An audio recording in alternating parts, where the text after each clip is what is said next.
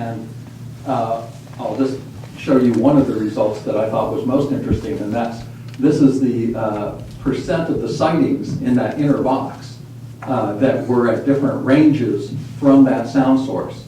And this white bar shows you what occurred when the sound source was off, and the dark bar is what was occurring when the sound source was on. And what you'll notice is that all the ranges close to the sound source, that there were many more animals generally present during the time the sound source was not operating. And the animals had shifted and were present farther from the sound source when it was operating. And what's kind of interesting about that is if you look at distance from the sound source and what the received sound level was, we're talking about an effect that's out at where the received sound level was down around 120 dB. So a fairly low received sound level where this potential effect was occurring. Okay, that's kind of focused on a few of the kind of key sources of sound. There's also concern about a variety of other sources that might disturb whales, not just sound.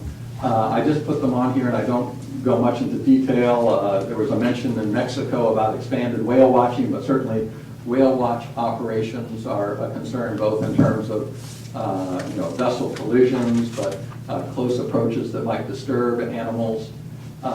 There's oil, gas, and other alternative energy development that may easily be expanded and occur. That's been a concern in the past in areas. Probably the biggest new area of development occurring is up and down the coast, various alternative energy projects where we don't really have much of a history of knowing how do animals react to the types of sounds and operations they involve, or the cables that are involved in many of those operations. And there was also the mention in Mexico, increased small boat traffic along the harbor and marina developments is occurring. And again, especially you see expansion of that in some areas just south of our border. So there are a number of other sources of disturbance in those areas. A brief review on contaminants. There are many different types of contaminants. Some are better understood than others. Gina in the panel is going to be talking more about this. I was just going to show you a couple of things. First of all, I want to make the point that there are many contaminants, some of them well studied in marine mammals, others that are not very well studied in marine mammals. Marine mammals are concerned with some of the stable contaminants, especially those that build up in food chains because they're long-lived animals. Some of the lipophilic contaminants can concentrate in blubber. Many marine, especially marine mammals that use coastal areas, are going to be exposed to the contaminants that often end up in the marine environment. And many marine mammals, though not all, and this is why odontocetes are more a concern than, say, the baleen whales, marine mammals that feed high on the food chain have been found to have much higher levels of some of the stable contaminants than, say, baleen whales that are feeding lower. Coastal odontocetes, especially things like bottlenose dolphins that we've heard about, killer whales, common dolphins in the Southern California Bight have had documented extremely high concentrations of some of these contaminants, especially those like PCBs and DDTs. And again, you have a range of types of impacts. We tend to worry about acute mortality, but that's pretty rare. Mostly the worry is chronic effects, synergistic effects with other contaminants or factors, reproductive effects, and especially effects on the immune system.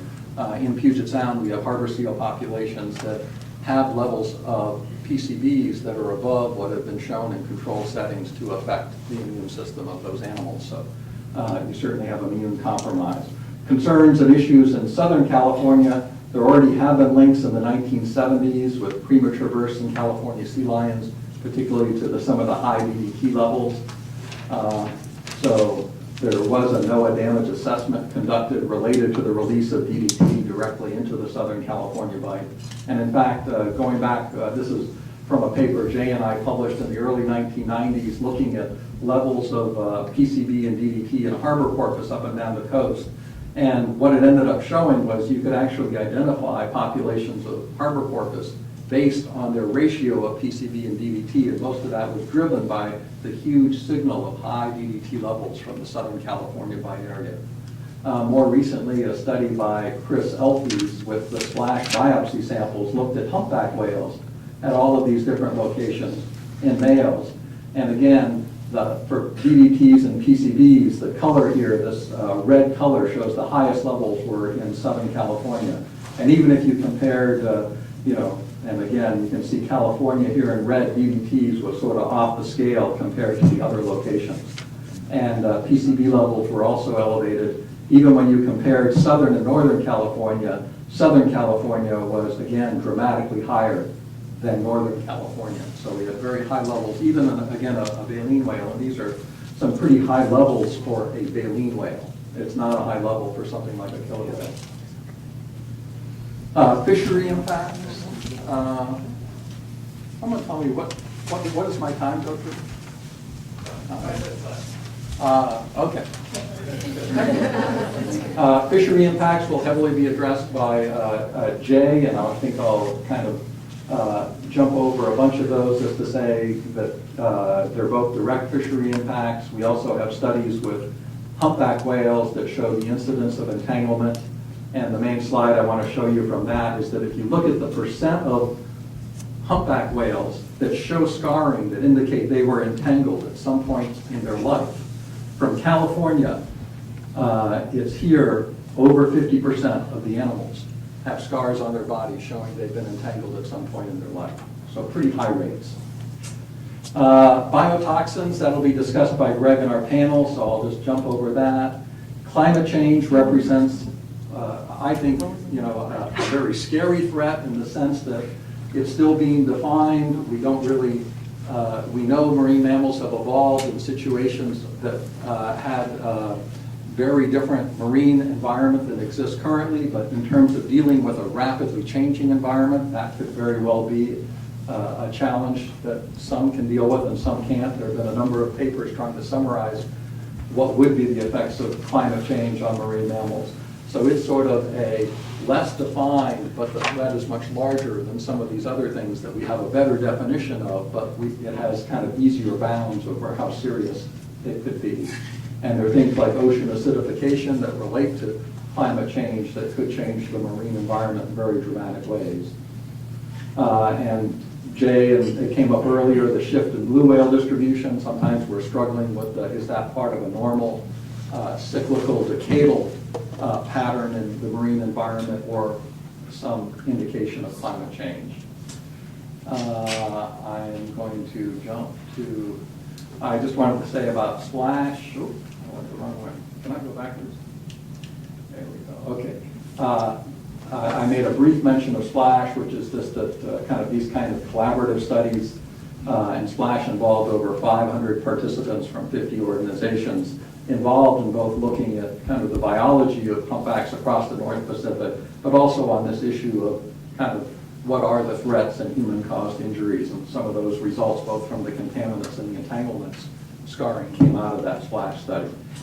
So the overall conclusions I wanted to just kind of leave you all with before we break and then move on to our panel is that threats come from a wide variety of sources.